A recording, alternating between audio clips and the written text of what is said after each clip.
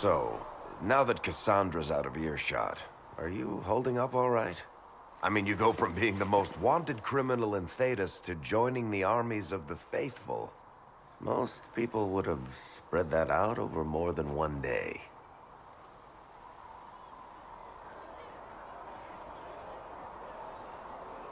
I'm just glad I'm still standing after all that. I still can't believe you survived Cassandra. You're lucky you were out cold for most of her frothing rage. For days now, we've been staring at the breach, watching demons and maker knows what fall out of it. Bad for morale would be an understatement. I still can't believe anyone was in there and lived. If it was that bad, why did you stay?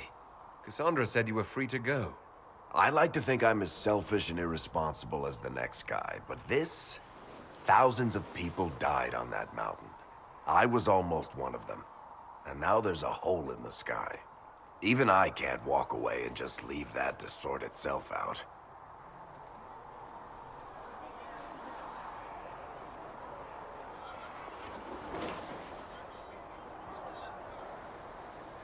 I'm still not sure I believe that any of this is really happening. If this is all just the Maker winding us up, I hope there's a damn good punchline coming. You might want to consider running at the first opportunity. I've written enough tragedies to recognize where this is going.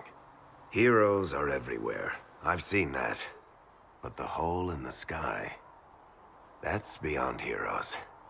We're going to need a miracle. Need something? I've read your Tale of the Champion, and I have a few questions. That's a pretty common reaction. Go ahead. In the book, you say that First Enchanter Orsino turned himself into a giant monster made of corpses. How? Why? Do I look like an expert on magical weirdness to you? Well, I can't tell you how. For the why, all I can say is he was desperate. There is no way Hawk really could have killed the Arishok. It would have started a war with the Qunari. I was told later that the Qunari disavowed his actions. Apparently, the Arishok didn't get permission before he attacked Kirkwall, and the Qun didn't want another exalted march. When they finally sent a ship to haul the wrecked dreadnought away, they just said, "We will never speak of this again." As far as I can tell, that's the Qun's version of an apology.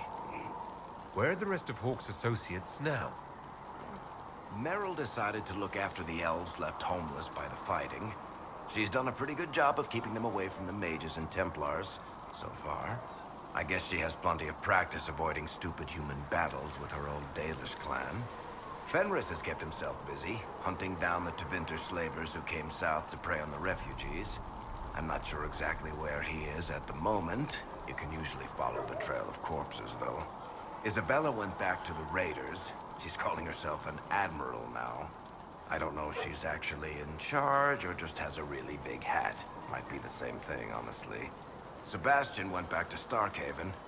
I'm sure he's boring all sorts of people there. Aveline is still guard captain. I'm pretty sure Kirkwall would fall into the sea if she quit her job. Need something? Can I ask you something, Varric? You want to talk about me? I'm flattered. Also inclined toward extravagant lies. Are you from Ferelden? Or Ley? Free marches, born and raised in Kirkwall. And despite whatever you've heard, no, Kirkwall's not that bad. I'm not clear on your line of work. You're a merchant. I'm a businessman. My family has a seat in the Dwarven Merchants Guild. Merchants buy and sell goods. Businessmen buy and sell stores. In my spare time, I manage a spy network, and occasionally, I write books. If you've run a spy network, why is Leliana our spy master? To be honest with you, she's just a better spy master. The truly great ones can keep their distance. They don't get attached to their people. Me, I always wind up babysitting my informants and worrying about their families. We're in better hands with her. You're an author. What kind of books have you written? I've tried my hands at a few genres. My crime serials are my most popular. Hard in Hightown, guards breaking the rules to get things done. The Tale of the Champion is the most famous thing I've written, or infamous, maybe. I started a romance serial once, Swords and Shields, but to be honest, I don't have a knack for romances. Most of my stories end in tragedy. Probably that says something unfortunate about me personally. What sort of shops do you own? Actually, we don't own shops. That was just an example. Mostly we invest in moneylenders. Auction houses, a few mercenary companies, a couple of smithies. I think we own half a beet plantation in Ravane somewhere. Most of that's my brother's doing. Bartrand had business sense. Not much tact, but loads of business sense. How do you and Cassandra know each other? You heard about the Kirkwall Chantry being destroyed? The guy responsible used to be a friend of mine. The Seeker had questions about that, and I had answers. Where did you get that crossbow? I've never seen one like it. Bianca? She's one of a kind. I got her off a guy in Darktown. Took me a week to pry his dead fingers off the stock. Who's she named for? I can't tell you. And the reason for that is? Complicated. It's the one story I'll never tell. We just have to leave it at that. Thanks, Varric. No problem. Need something? The red lyrium we found at the temple seemed to upset you. My brother Bartrand and I sort of discovered red lyrium during an expedition in the Deep Roads. We located an ancient thaig, so old it barely looked dwarven. There was this idol there made of it. Bartrand brought it back to the surface, and, well, everything's gone downhill from there. So what is it? Just another kind of lyrium? The red stuff is lyrium like a dragon is a lizard. It's not just a different color. It has a whole host of weirdness all its own. I've written to every mining cast house in Orzammar. No one's seen this stuff before or knows where it came from. What makes it special? Regular lyrium can mess you up pretty badly, but you have to ingest it for that to happen. Red lyrium messes with your mind when you're just near the stuff. You hear singing, get violent, paranoid, and then it does creepy shit. Makes things float, brings statues to life. I've had a few alchemists studying it in Kirkwall, in shifts. Why do you have red lyrium? My brother kept a sliver when he sold it.